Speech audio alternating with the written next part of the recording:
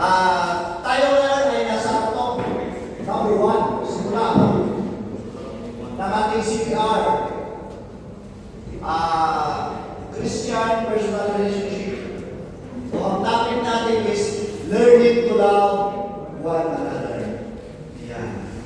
Ang tanong ko ngayon, kung tayo ba ay nagmamahalan sa isa bilang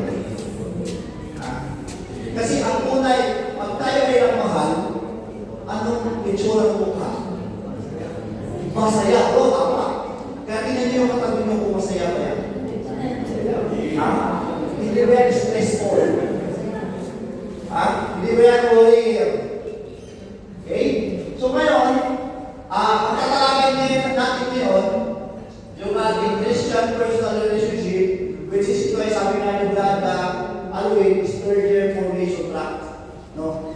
So habang natin na ito ay nasa 6 talks. So may mga series pa kayo ng mga talks susunod ng mga araw o linggo o buwan.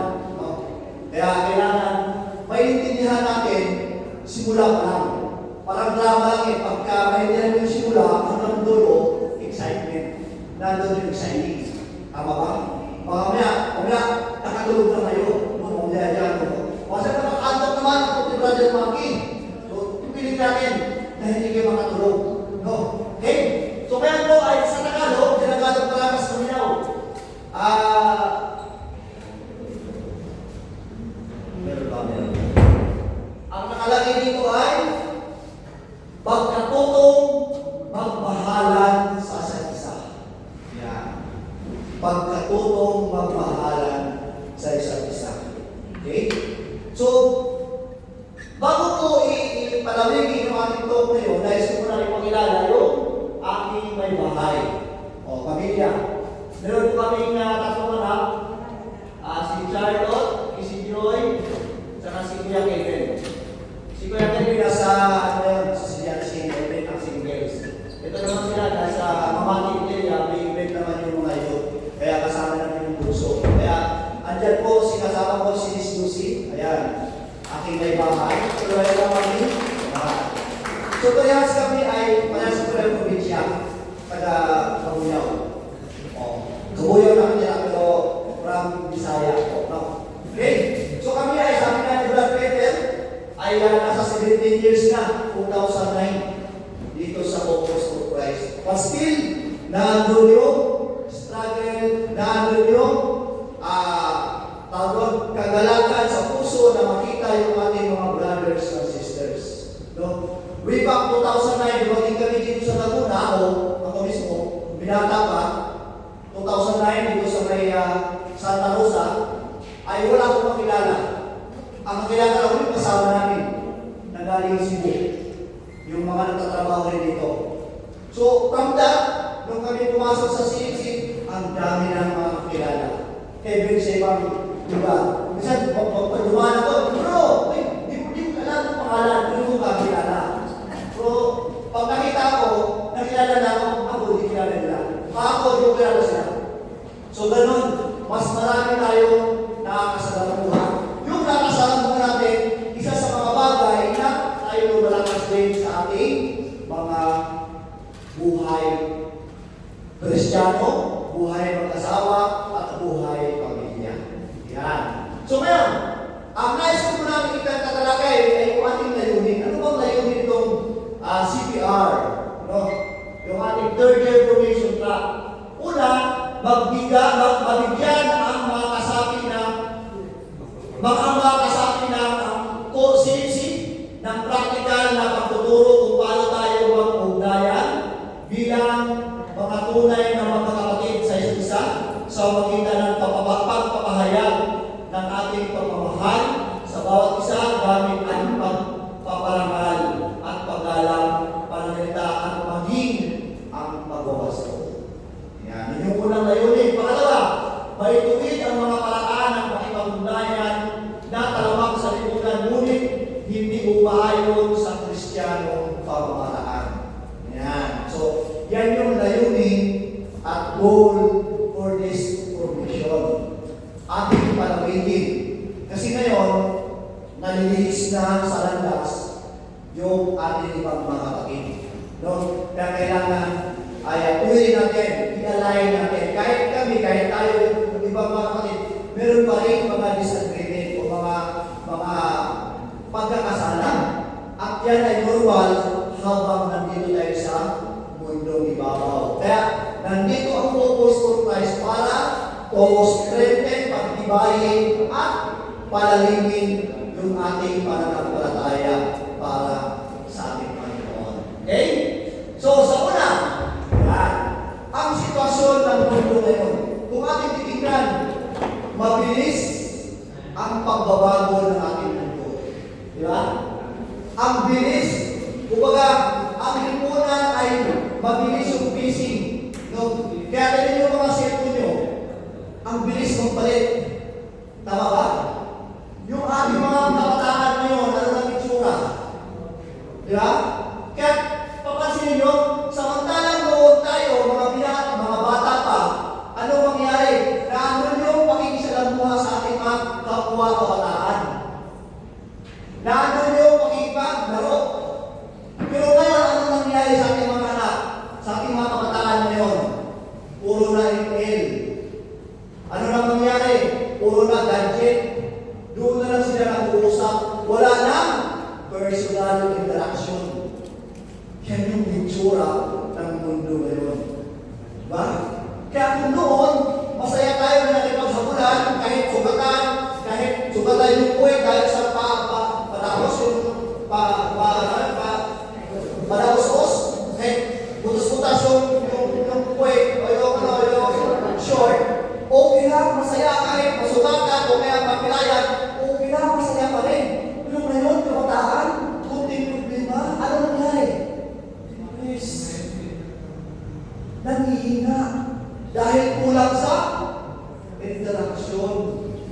Yung pagtakik, yung pagyakap, yung pag-akbay, yun yung kulang. Ano ba? Kung noon, ay masaya tayo tumatawag mga laruan, yung mga cellphone, di ba? Masaya kahit masakit yung sinasabi ko, hindi naman sa kanila. Di ba? Pero, masaya ang bawat isa. Tama ba? Nung tayo nagkaedad ng konti, o kaya nag-asawa ng trabaho, ito na yung cellphone natin. 5110 ba yan? 5110? Di ba? Masaya kahit text lang, o kaya tawag, call at text lang yan. Kaya, ang laging nakalagay dyan, can you make text me? Wow! Trending yan eh. Dati, trending yan, pagka mag-text siya gano'n, can you make text me? Reply agad, di ba? Kasi, na-overwhelm, di ba? Nayakap natin yung teknolohiya. Kaya, simula ng mga bata na yung lata ang ginagamit ng telepono, nagkakaroon ng pagbabago na naging 5110, ano ngayon ang latest na cellphone natin ngayon? Ano na? iPhone Pro 17, no? Ganon kabilis. Kaya napapansin nyo mga kapatid, ang bilis ng track, ang bilis ng pagbabago. Doon sa bilis yun, tayo ba ay sumasabay? Sa ating relasyon bilang mag-asawa, relasyon bilang isang pamilya, sumasabay ba tayo sa pakipag-deal o pakipag-ugnayan sa bawat isa? Baka ang usapan sa pamilya, bahala ka dyan. Di ba? Baka ang usapan sa mismong pamilya, buhay niyo, walang pakialaman. Tama ba? Okay naman sa komunidad, sa mismong kapitbahay, ay bahala sa buhay niya, kung masura niya dito. Walang pakialaman. Yan yung kailangan nating matuto. Matutong magmahal sa iba. Kaya napaka-blessed tayo bilang focus for Christ. Alam niyo kung bakit? Tanong niyo kung bakit? Bakit? Dahil marami tayo nakilala na iba nating mga kapatid na nandun puso, na tumulo at nagmamahalan. Di ba napapansin niyo sa mga household? Kahit may problema, kahit may mga hindi pagkakaunawaan ng pamilya, ang household head, ang pastoral head, ang siyang manguna na tayo suyugin. Tama ba? Sa mga household head. Di ba? Yung gusto ng Diyos na ipagawa sa atin. Kaya kailangan sumabay tayo sa pagbabago. Kaya sitwasyon natin sa kasalukuyan, current situation for this hour, sa ating lipunan, ano na nangyari? Even sa ating pamilya, ano na nangyari? Ganito na. No. Corona gadget, nag-uusap, pag tumawag, oy, kaya na tayo, kaya tayo mga anak. Through cellphone na, nagkakaroon na ng GC, nagkakaroon ng messenger, doon na lang nag-uusap. Hindi na nakakwentuhan personal. Ang nangyayari, pakiramdaman lang. Tama? Ibig sabihin, nawala na yung sense of touch. Nawala na yung pag-uusap ng bawat isa. Pansinin nyo, pag tayo ay sa ating mga household o kayo sa mga anak, pag napansin nyo na parang mahilap to yung aking mga anak o kaya naman ating mga brother, ano nangyari? Sasabihin ko, hindi naman ako nang gumawa ng kasalanan eh. Di ba? Bahala ka dyan, dito ako. Nagkakaroon ng harang. Barrier. Nagkakaroon ng pakiramdaman.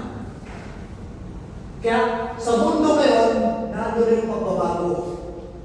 Nandun yung mga gusto laging instant. Gusto nandun yung AI na pagka may gagawin, AI na lang, hindi na ini-internalize yung gustong sabihin ng Diyos para sa atin. Maganda ang AI. Kailangan gamitin sa tama. Kailangan yung bukal sa puso ang namutawi sa ating bibig. Sabi nga sa kasabihan, the abundance of the heart, the mouth speak. Ibig sabihin, kung tayo ay masaya sa iyong household nyo, sa masaya sa inyong mga activity, kung masaya ang bawat isa sa inyong mga gathering, ang nangyayari resulta sa mukha, sa mga kilos na andun yung kagdalatan na namutawi sa ating mga ginagawa. Kaya nagpo-post tayo. Kaya nagkakaroon tayo ng mga pagyakap sa iba. Kaya nakikilala natin yung iba nating mga kapatid. Yun yung gusto ng Diyos sa atin. Tapos na yung tuktok